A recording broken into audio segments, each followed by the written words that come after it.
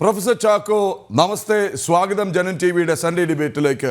പിതാവിന്റെ വാക്കുകൾ അങ്ങും കേട്ടതാണ്. എന്താണ് പിതാവിനെ കൊണ്ട് ഇത് പറയിപ്പിച്ചത്? ആദ്യമായിട്ട് നമ്മുടെ കേരള ബജറ്റില് സർക്കാർ കർഷകരോട് കാണിക്കുന്ന അനീതിയെ ചൂണ്ടിക്കാണിച്ചുകൊണ്ട് ഒരു ജനകീയ സർക്കാർ ഒരിക്കലും ഇത്തരത്തിലുള്ള ഒരു നിലപാട് സ്വീകരിക്കരുത് എന്നൊരു ആഹ്വാനമാണ് അതിനകത്ത്.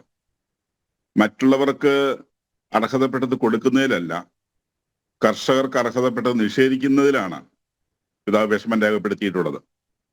നമുക്കറിയാം, കേരളത്തിലെ കർഷകർക്ക് വേണ്ടി ഈ ബജറ്റില് അത്തരത്തിലുള്ള ഒന്നും തന്നെ പ്രഖ്യാപനങ്ങളല്ലാതെ അവർക്ക് സഹായം എത്തിക്കുന്ന ഒന്നും തന്നെ ഇല്ല. 12 ലക്ഷം റബ്ബർ കർഷകരുള്ള നാടാണ് കേരളം. 35 ലക്ഷം മുതൽ 40 ലക്ഷം വരെ തെങ്ങ് കർഷകരുള്ള നാടാണ് കേരളം. എന്നാൽ ഈ റബ്ബർ കർഷകർക്ക്, തെങ്ങ് കർഷകർക്കൊക്കെ നേരിട്ടുകൊണ്ടുന്ന വലിയ പ്രതിസന്ധി, മറ്റ് നെൽകൃഷി ചെയ്യുന്ന കർഷകർ നേരിടുന്ന പ്രതിസന്ധി, ഈ നാടിനെ തീറ്റിപ്പോറ്റാൻ ആവശ്യമായിട്ടുള്ള ഭക്ഷണങ്ങൾ ഉൽപ്പാദിപ്പിക്കാൻ ആദ്യത്തെ പ്രയോറിറ്റി കൊടുക്കേണ്ട ഒരു സർക്കാർ അതിനെ മറന്നു കളഞ്ഞുകൊണ്ടുള്ള ഒരു പ്രവർത്തനം, ഒരുപക്ഷെ ആ കർഷകരെ എല്ലാം ഇരുട്ടി നിർത്തിക്കൊണ്ടുള്ള ഒരു പ്രഖ്യാപനം, ഇതിനെയാണ് ശക്തമായിട്ട് ഇവിടെ എതിർക്കപ്പെട്ടത്. ഒരു കാരണവശാലും അത് അംഗീകരിക്കാൻ കഴിയില്ല. തൊഴിലുറപ്പ് പദ്ധതികൾ ഇവിടെ നടക്കുന്നുണ്ട്. ഏറ്റവും കുറഞ്ഞത് സർക്കാരിന് ഈ തൊഴിലുറപ്പ് പദ്ധതിയെങ്കിലും കർഷകരുടെ കൃഷി മേഖലകളിൽ അവരുടെ സഹായം എത്തിച്ചുകൊണ്ട് അവർക്ക് ഒരു കൈ താങ്ങാക്കാൻ കഴിയുമായിരുന്നു.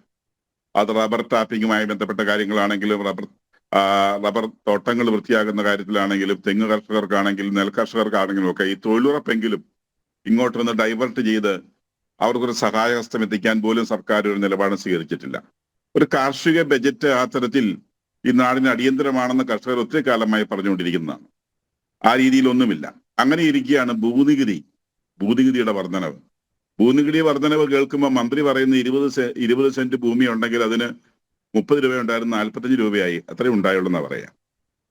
വാസ്തവത്തില് മലയോര മേഖലകളിലെ കർഷകർക്ക് കൃഷി ചെയ്യാൻ ആവശ്യമായിട്ടുള്ള 1 ഏക്കറോ 2 ഏക്കറോ 3 ഏക്കറോ ഭൂമി ഉള്ളവന് അവൻ ഇപ്പോൾ അടച്ചുകൊണ്ടിരിക്കുന്നതിന്റെ ഏറ്റവും കുറഞ്ഞത് 50% നികുതി വർധന വരികയാണ്.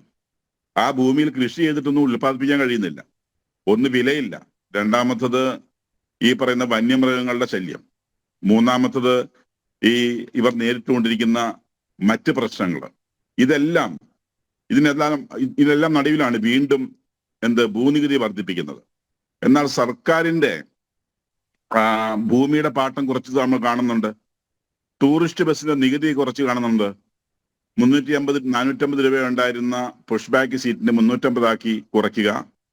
സ്ലീപ്പർ 900 രൂപ ഉണ്ടായിരുന്ന 350 ആക്കി കുറയ്ക്കുക. അതുവരെ ചെയ്തു കൊടുത്തപ്പോ കർഷകരുടെ ഭൂനികുതി വർദ്ധിപ്പിക്കുകയും അവരുടെ ഈ ദാരിദ്ര്യത്തെ, കർഷകരിൽ മഹാഭൂരിപക്ഷവും ഒരു ഇൻവിസിബിൾ പോവർട്ടിയിലൂടെ കടന്നു പോവുകയാണ്, ഒരു അദൃശ്യ ദാരിദ്ര്യം.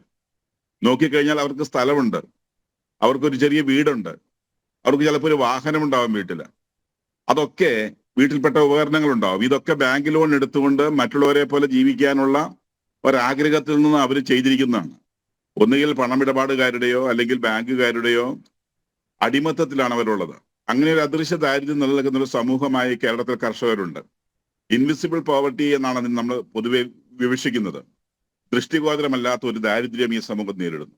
ഒരുപക്ഷെ BPL-ന്റെ ഡെഫിനിഷൻസ് പോലും ഒന്ന് പുനർനാമകരണം ചെയ്താൽ, അല്ലെങ്കിൽ പുനർനിർവചിച്ചാൽ, ഈ വിഭാഗങ്ങളെല്ലാം BPL-ൽ പെട്ടുപോകുന്നവരാണ്.